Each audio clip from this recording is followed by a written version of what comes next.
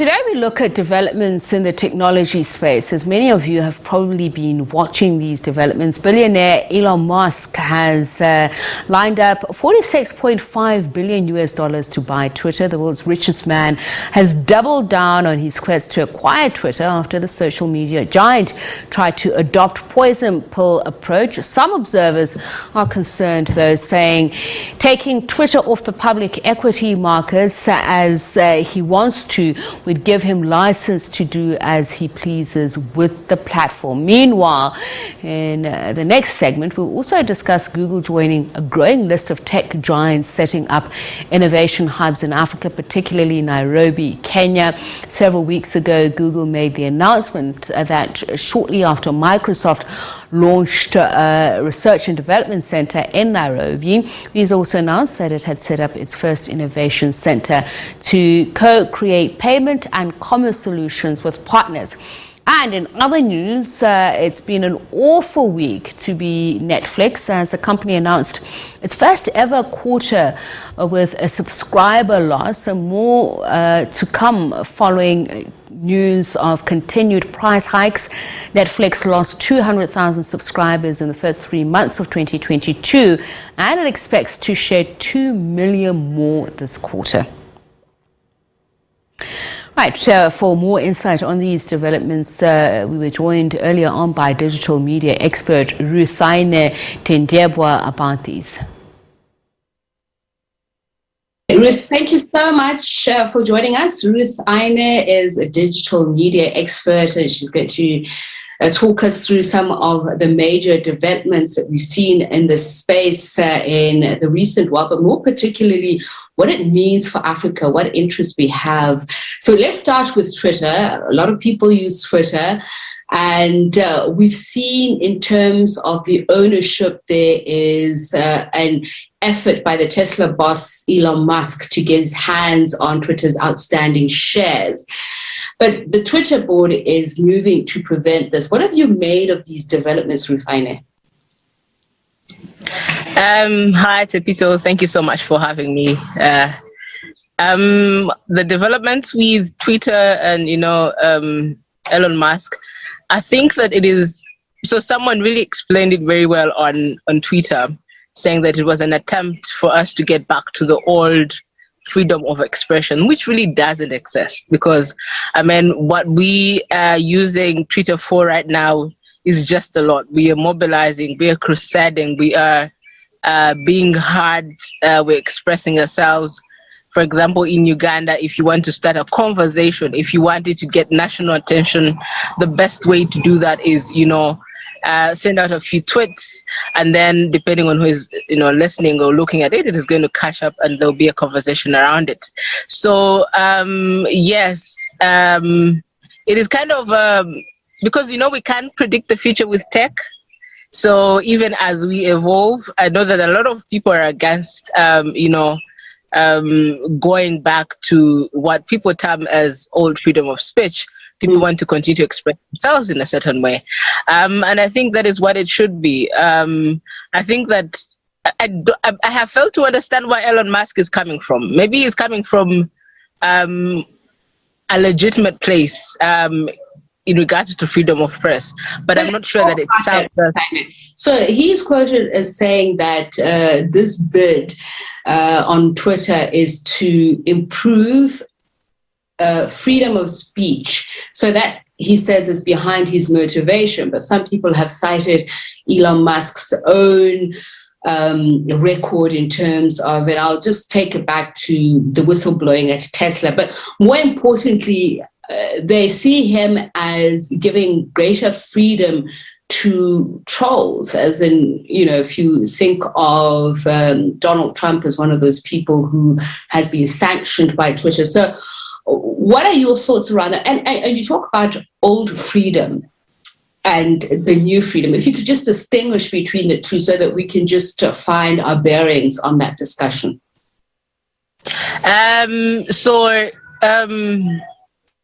So the way that I have come to understand it is when you talk about the old freedom of speech or old expressions, it is what we what the people before us maybe were used to experiencing. So it is free, but not, you know, you know what our ex-president used to say, I can guarantee you freedom before speech, but not after speech, you know, that kind of thing. And the other thing is that he wants to impose his wokeness on us, which is what I've heard from some of the people on Twitter. And that is because he is the only one, you know, wanting to take over the company and wanting to impose himself.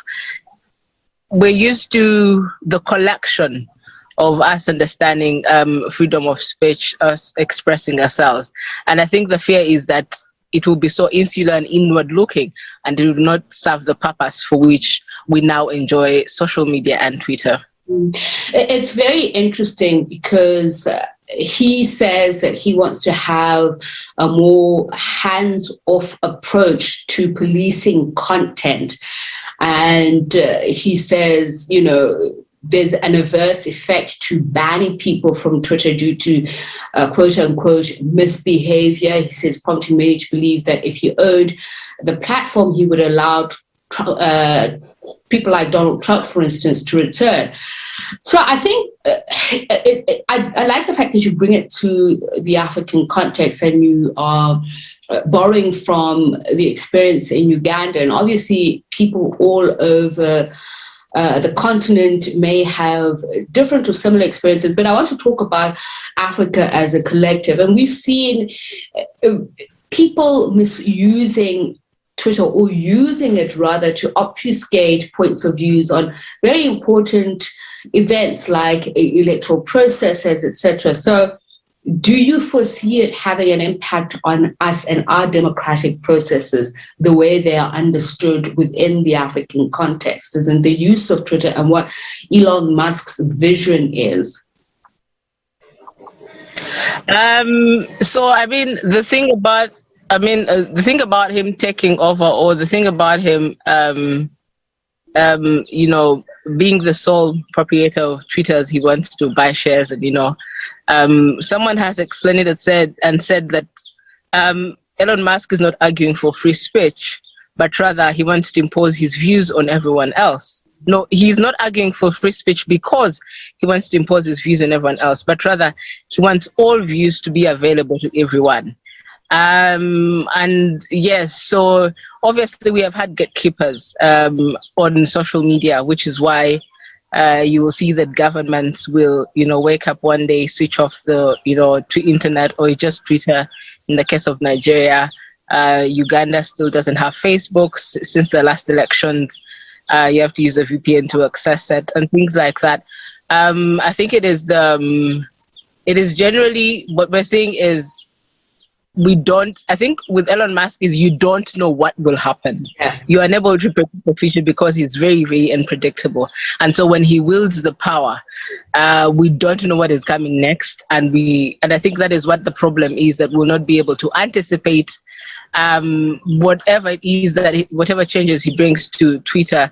And obviously that will impact us because we've seen the impact of Twitter on our democracies. Like I said, everything that goes online, that goes on Twitter, ends up becoming a topic of conversation. And sometimes we've seen a lot of cancel culture. We have seen when people have lost absolutely everything because of just one tweet. And we've seen people rise up to be, you know, figures or people that are now listened to because of Twitter. And we also see a lot of people who have careers and make livelihoods off, you know, the app. So I think that because of his unpredictability, then we have an issue with, can we plan, can we foresee, can we take action when needed? Are we able to do that? And I think that is very, very hard to envision as we talk about the future because, you know, everything, especially with tech, is evolving and at times can become unpredictable. And I mean, as you say, for some, the jury is still out. Some accuse him of being an autocrat, while others say his management was handling of Tesla, his own company, could only spell good for good things. But I want to get into the regulatory framework. The way you see it from your expertise in terms of Africa's synergy in our regulatory framework as countries on how to handle such social media platforms, and more importantly, how we understand their use within Africa and what it can do for us.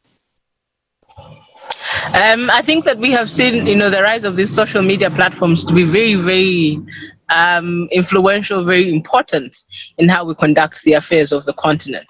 In Uganda, because that's where I come from, in 2011, and Twitter was just starting. I remember that a handful of us on Twitter were the ones that took liberty in expressing ourselves about the elections that year. When it came to 2016, every single candidate for the presidential election and for parliamentary and elections, everyone was on social media. They were taking time to express themselves, form teams, have content churned out every single day that was focusing on their mandates, on their manifestos, and whatever it is that they were putting across that they could win the election. And then you see a lot of polarization of the internet there, where of just the platforms where the conversations even become very toxic or become very, the cancel culture that we're talking about, but also become very hard to navigate, for just about anyone because they're very extreme.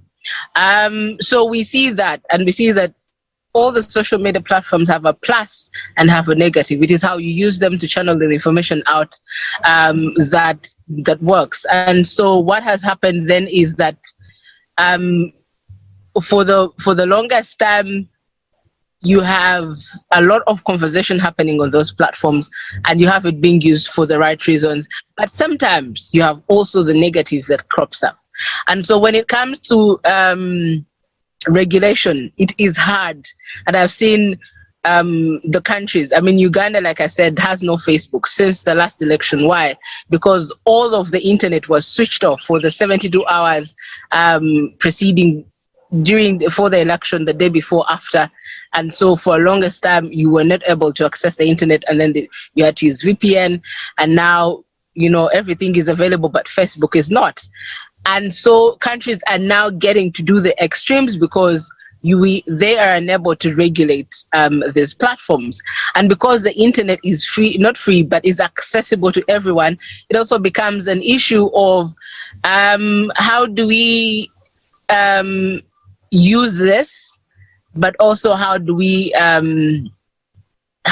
tame, how do we still have the authority, how do we still have the power to, as the government, to be able to express ourselves without being overshadowed by the other elements that are online. And so I see that it's like a tug war between those that are for freedom of expression, but also the government who are saying, hey, we are the ones in control here, so listen to us. This is how we will do it, regardless of whether you agree or not. And we are saying, yes, we know we can use Twitter for campaigns, but during the election, it will be shut down. You see what happened to Nigeria, for example. And we've seen it in other countries where, I think it was Malawi or Zambia, where there's no internet during the elections. And yet you have government institutions online expressing themselves, even that time when they have shut down the internet. So they're like, so what is this? Yeah. So regulation still is a problem because I don't think the government and the people in authority quite understand how this works, but I also understand them from where they're coming from because they're trying to assert their power. But you also have the people who are saying, the internet is giving us, the freedom of expression. So power to the people. Let us express ourselves. Let us build. A lot of good things happen on the internet. And so it is a tug war because we don't know who exactly is in charge. And I think that governments do not want that because they want to be in charge of the affairs of their nations.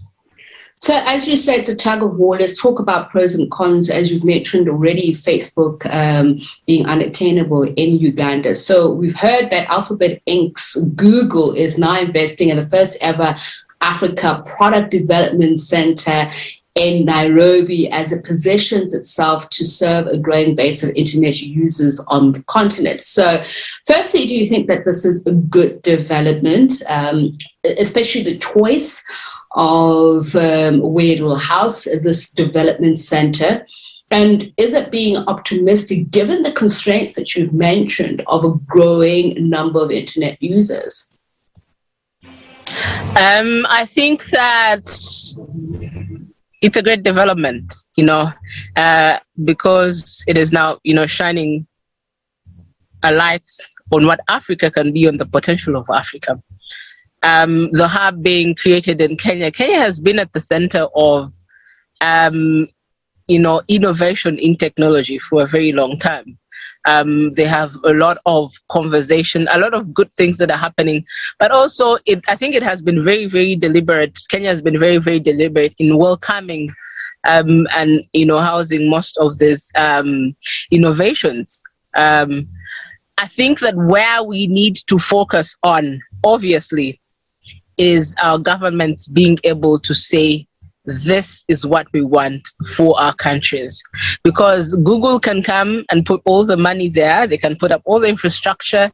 They may or may not, take on developers from Africa, because we've seen a lot of that happening, where you have a lot of people that come because they have put money, they still are unable to maintain, for example, like an 80% an African, employment record, because they still think we're not good enough, or it's just to save face and say, oh, we're in Africa and we're doing good things. But what I would want to see is a lot of assertment from our governments to say, you are coming into the continent, this is what you're giving, but this is also what we want to have, and put their foot down and say, hey, we want 70%, 80% of the developers that are going to work or are going to be trained to be African. And, we talk about Africa's demographic dividends, and we talk about how we have a lot of potential to be the next big thing in the world, or to have the next Facebook come from Africa, or whatever we deem, is a big achievement in technology and innovation. So we need to be able to position ourselves as the government and as the people of Africa in a way that makes this very advantageous to us, because it is a great opportunity. So governments need to focus. I'd love to see the political will where there is a lot of understanding of what this is, but also a lot of investment in that. We need to harvest that demographic dividend, and I've seen a lot of this happening. Andela was one of the organizations that was doing that, training developers and then deploying them all over the world. We have another organization called Refactory Uganda, where you can go as a graduate, as someone who has had a career, and then learn how to code, and then also be deployed anywhere around the world because of the skills that you have. So we have a lot of that. We need to have a lot of that retooling and a lot of that reskilling, because we also understand that our curriculum does not exactly encourage things like being like coding and app development from a younger stage. So we also need to find ways in which we can assert ourselves to that. So change the curriculum, political will and assertment, and saying, if you're going to do this, do it this way because we want to benefit our people. And then also create ways in which it can benefit Africa's youth. If we're going to have schools that are doing retooling and reskilling for anyone that would love to learn coding or would love to be, in the technology sector, then let's do that, because then we know that we will have that hub in Africa, but we also have our people taken care of because it is in the space. And I'm glad you say that, because according to Google, obviously what it's eyeing is that apparently by the end of the decade, it should have about 800 million users. And as you said, the demographic dividend, it is honing in on the youth. A third of that population, world population, is here in Africa. So in driving the agenda, we would need to have the youth at the helm. And as you point out rightly so, that we need to do that at curriculum level, entry level. I know South Africa is already doing that. They've changed the curriculum to include coding, and it encourages STEM research and participation of the youth and all of that. But is there enough consultation? You are in the sector. Is there room for you at the table? Because when government is negotiating these deals and setting the terms, taking the lead and setting the agenda, as you said, is there enough consultation in order for us to know that the youth is really going to benefit from this? I think that we see a lot of will, but we don't see the will being implemented, because we understand that tech is the driver of it is the future. It is where we are headed. The way that we're going to excel as a continent and as a people is driven through innovation. Because once we innovate, then that belongs to us. That is created for us by us.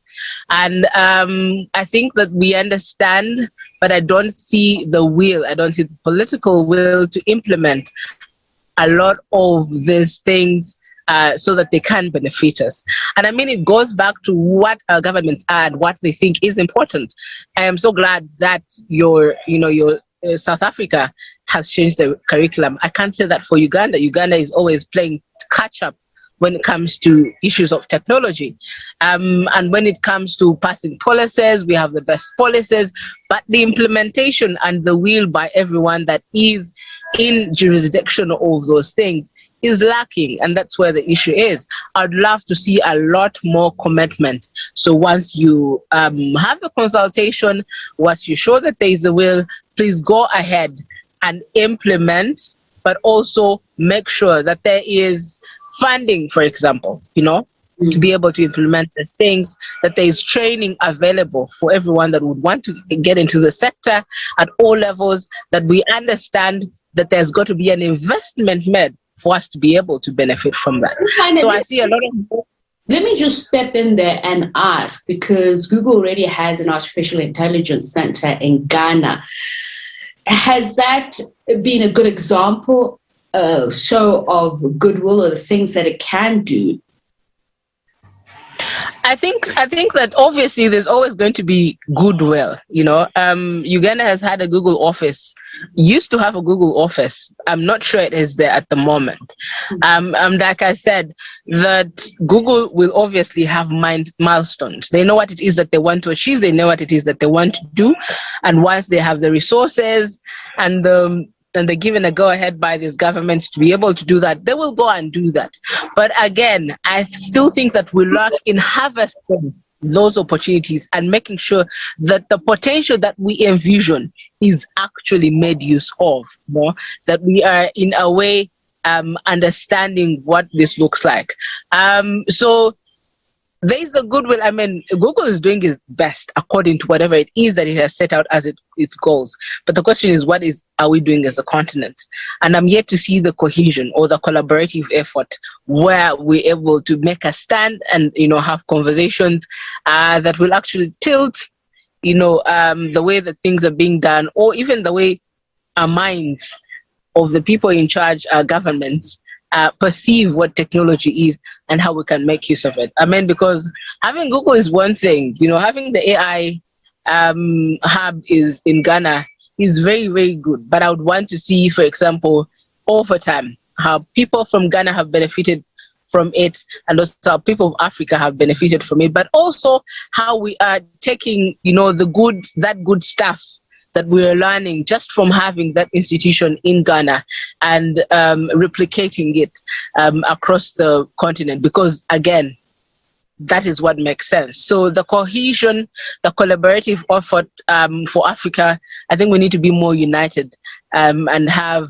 a stance where we deliberate about, making this a reality. As they say, the proof of the pudding is in the eating. So let's get to something I won't say lighter, but I think, more interest, especially from a viewership point of view. We talk about Netflix here. For the first time, it's lost subscribers in a decade at the beginning of the year, I think. Although it said it's gained some 700,000 subscribers in the first 3 months of 2022, it did lose that.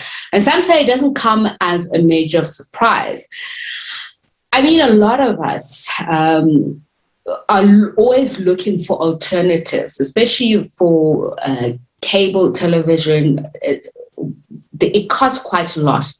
I know in South Africa, DSTV has lost a lot of subscribers because of the cost, but also because of the availability of other streaming services. So just share your thoughts with me around Netflix and particularly the continent. I think that, so I'm one of those people that was very mad when Queen Sono was not renewed, because I don't understand. I don't know if it was about funding, if it was about viewership. It was a very, very brilliant drama, also I thought, but it was not renewed for the second season with Netflix. I know that they have invested quite a lot in South Africa and Nigeria in the entertainment industry, so that we are able to churn out a lot of our productions, and they're able to be viewed all over Africa, and if they have licenses, all over the world. Honestly, yes. I mean, I think the biggest deterrent in regards to the viewing cable, so the viewership of most of these streaming services is the internet. The cost of internet is still very high on the continent.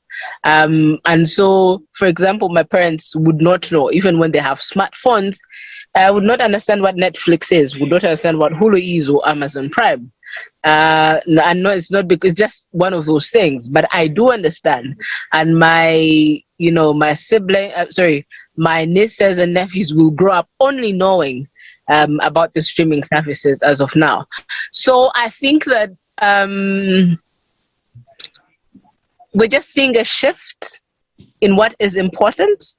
I would expect that because we were working from home and everyone was, streaming, or a lot of people were just not moving, that they were spending a lot of time on Netflix, and and maybe now that we're back to work, that also could mean that is the reason as to why we're losing subscribers. But I think on the continent is mainly just about the fact that internet is still high, and so it's a luxury actually to stream on your phone or wherever it is. In my country, it is still hard for me to get internet broadband in my home. It's just a logistical nightmare for that to happen. So everything I do, I use my mobile phone. So I do stream on my phone, I work from my phone, and that's what I use it for.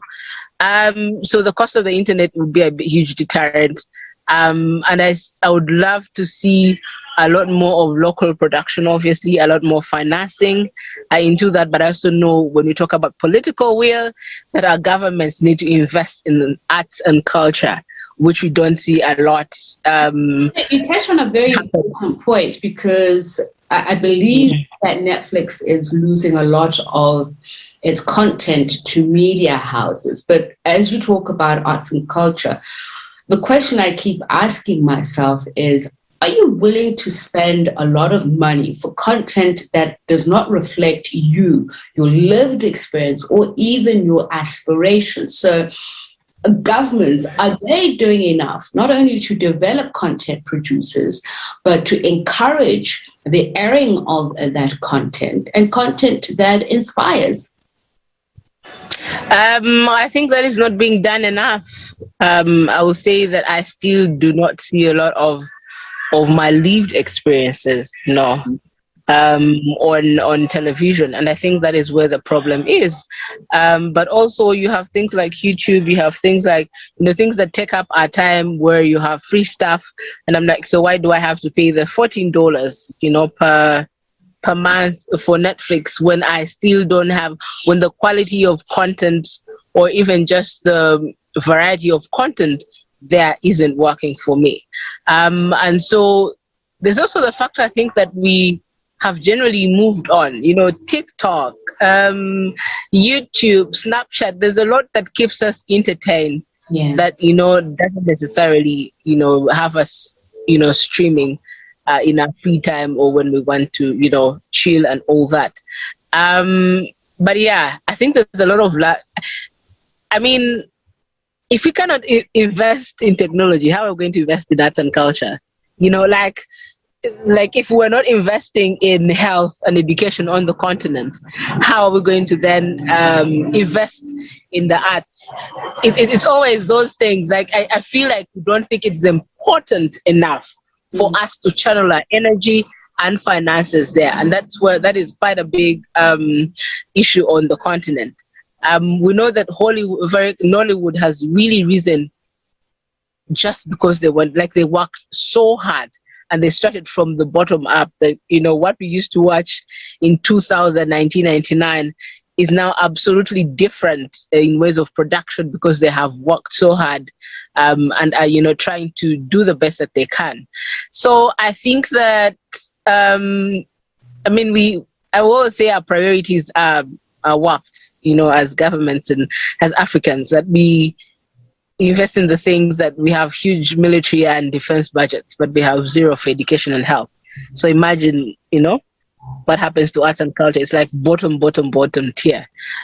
So we need to really, really rethink our future. If we are envisioning our future, we need to really rethink what's important to us, what is available for us to use at the moment, so that we can, you know, do the best that we can for those that are coming after us. Investment, very, very important, but that is not something that we're doing enough. Digital media expert Ruth Aine, thank you so much for your time, for your insights. It's really been an interesting conversation, and I hope we catch up with you soon. Thank you very much for having me.